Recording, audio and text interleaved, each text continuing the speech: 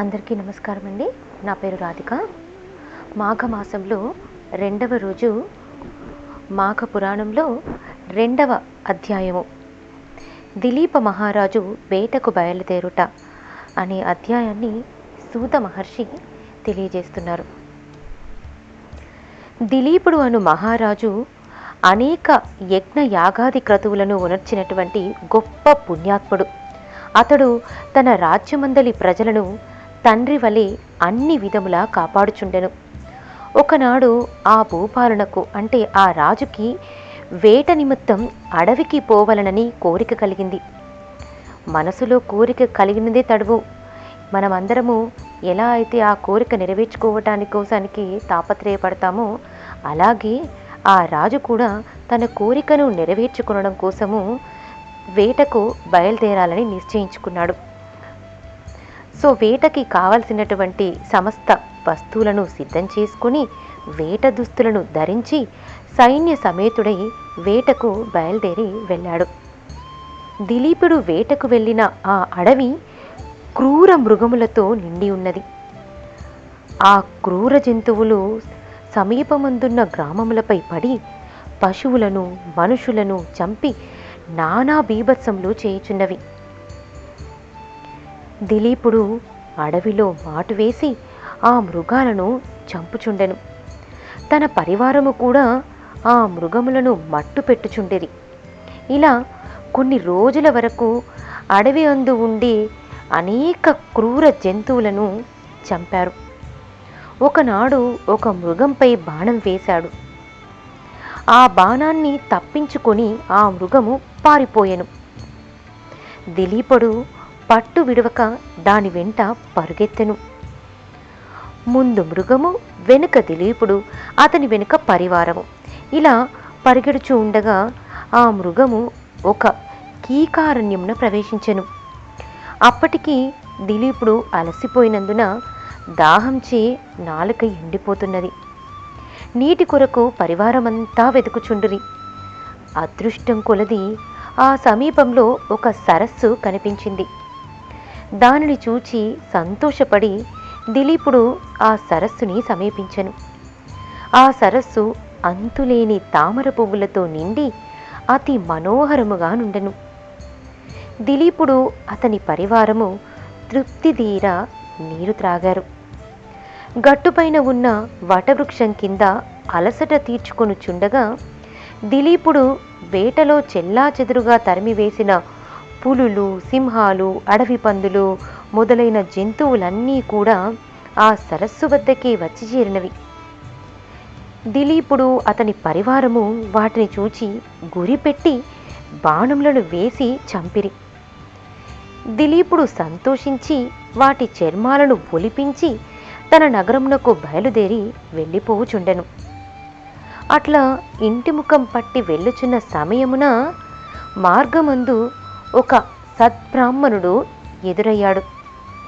ఆ బ్రాహ్మణుడు బ్రహ్మ తేజస్సు కలిగి ప్రకాశించుచుండెను.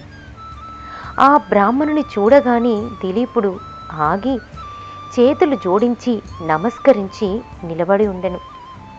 ఆ బ్రాహ్మణుడను క్షణమాగి ఆ రాజునుగాంచి ఇతని ముఖవర్చస్సు చూడగా గుణవంతుని వలెనున్నాడు, ఇతనికేదైనా ఉపకారము చేయటం మంచిది అని మనసులో తలచి, మహారాజా, శుభకరమైన ఈ మాఘమాసంలో సరస్సు దగ్గరలో ఉన్నను, అందులో స్నానం చెయ్యకుండా ఇంటికి పోవుచున్నావేమి?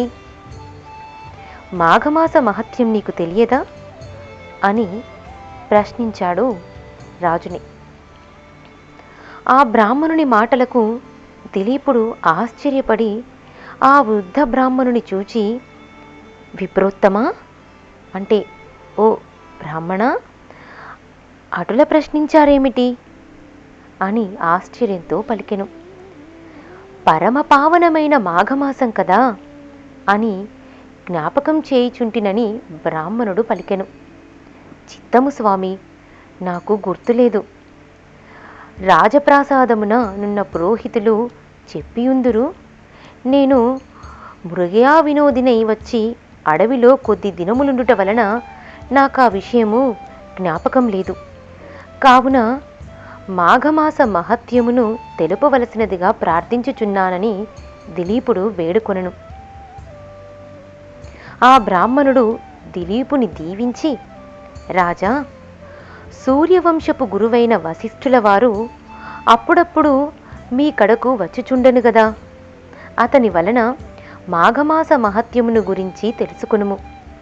ఆ మహామునికి తెలియనిది ఏదియూ లేదు అని చెప్పి బ్రాహ్మణుడు తన దారిన తాను పోయెను. దిలీపుడు తన పరివారంతో తిరిగి నగరానికి చేరుకున్నాడు. పదే పదే ఆ బ్రాహ్మణుని మాటలు జ్ఞప్తికి తెచ్చుకొని ఆ రాత్రంతా ఎట్లనో గడిపెను. మరునాడు ప్రాతకాలంన లేచి కాలకృత్యములు తీర్చుకుని మంచి ఉడుపులు సకలాభరణములు ధరించి మంత్రి సామంతాదులతో వశిష్ఠుల వారి దర్శనమునకై వారి ఆశ్రమమునకు వెళ్ళెను. ఆ సమయంలో వశిష్ఠుల వారు తపమాచరించుకొనుచున్నారు. శిష్యులు వేదపఠనం గావించుచున్నారు. దిలీపుడు ఆ దృశ్యమును చూచి వారికి తపోభంగము కలుగనీయరాదని కొంత తడవు వేచియుండెను. దిలీప మహారాజుకు వశిష్ఠుల వారు గురుతుల్యులు. అందుచే గురుభక్తి మిక్కుటముగా నుండెను. మరికొంతసేపటికి వశిష్ఠుడు తపస్సు నుండి లేచి రాజుని కుశల ప్రశ్నలు అడిగి ఉచితాసనంపై కూర్చుండబెట్టి వచ్చిన రాజుని కారణమేమని అడిగెను. దిలీపుడు వశిష్ఠునితో, ఋషిసత్తమా, తమ వలన నేను అనేక రాజధర్మములు పురాణ ఇతిహాసములు విని సంతుష్టుడనైతిని. కాని మాఘమాస మహత్యము గాని దాని ధర్మములు గాని తెలియనందున ఆ విషయములు తమ నుండి తెలుసుకున గోరి తమ వద్దకు వచ్చితిని. కావున పరమపావనము మంగళప్రదము అయిన మాఘమాస మహత్యమును వివరించవలసినదిగా కోరుచున్నాను అని రాజు అడిగాడు. అవును మహారాజా, నీవు కోరిన కోరిక సమంజసమైనదే. మాఘమాసం యొక్క మహత్యము ప్రతి ఒక్కరూ తెలుసుకుని తరించవలసిన ఆవశ్యకత ఎంతైనా కలదు. మాఘమాసం యొక్క మహత్యమును వర్ణింప నాకు కూడా శక్యము కాదు. ఇతర ఏ దినములలో చేయు పూజా క్రతువులు గాని యాగములు గాని ఇవ్వనంత ఫలము కేవలము మాఘమాసములో చేయు నదీ స్నానము వలన కలుగును. అంటే మాఘమాస స్నానానికి అంతటి గొప్ప ఫలము కలుగుతుంది అని చెప్తున్నారు. అటువంటి ఫలమునిచ్చు మాఘమాసము అన్ని విధముల శుభప్రదమైనది. కావున మాఘమాసమునందు చేయు నదీ స్నానము వలన మనుషులు పుణ్యాత్ములు అగుచున్నారు. అంతయేగాక మాఘము అన్ని విధాల పుణ్యప్రదమైనది.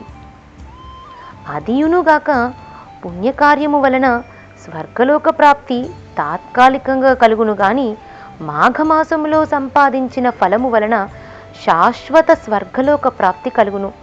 ఇంతకన్నా మహత్తు గలది మరొకటి లేదు అని సూత మహర్షి 2వ రోజు పురాణమును చెప్పి ఉన్నారు.